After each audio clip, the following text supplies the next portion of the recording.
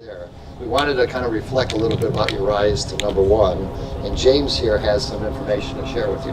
All right. Yeah, so back in 2015, I think it was the end of the season, Keith came to me and had a few questions about Dustin's game, where his strengths and weaknesses might lie. So working with Keith, we put together a report trying to understand where maybe there were areas of opportunity in Dustin's game, but also where his real strengths were. And one of the key things that stood out to Keith and I was the wedge game, whether it be a full wedge or a short wedge game. I think back then, you presented it in some form to DJ and basically said this is maybe where we need to work. I don't think initially the results were what we anticipated or hoped, but over the course of the next 12, 18, 24 months, the wedge game, your wedge game, is one of the best on tour now. And that is really what has elevated you from being a top 10 player to a top 1 player.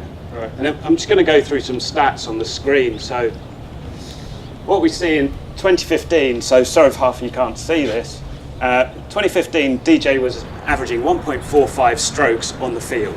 The majority of that was coming from his long tee and his approach game. And when I'm talking about his approach game, I'm talking anything over 100 yards. But the interesting thing, which I'll get into in a minute, is part of his approach game was still able to improve. So we've seen since 2015 to 2017, Dustin's now gaining 2/3 of a stroke on what he was in 2015.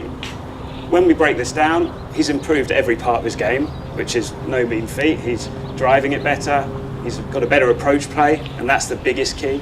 But his short game's also improved by a 1/4 of a stroke. If we look at it a little bit more closely, we start to understand really where this comes from. So breaking down his approach into 50-yard buckets, we see 100 to 150.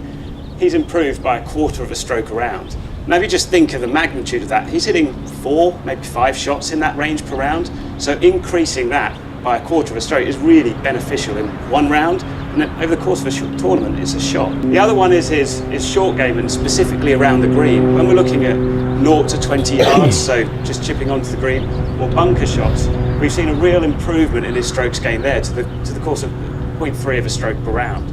So between what he's doing from 100 to 150 and just around the green, we're looking at 2/3 of a shot per round. Is anything significant changed that you've changed since 2015 to see this improvement?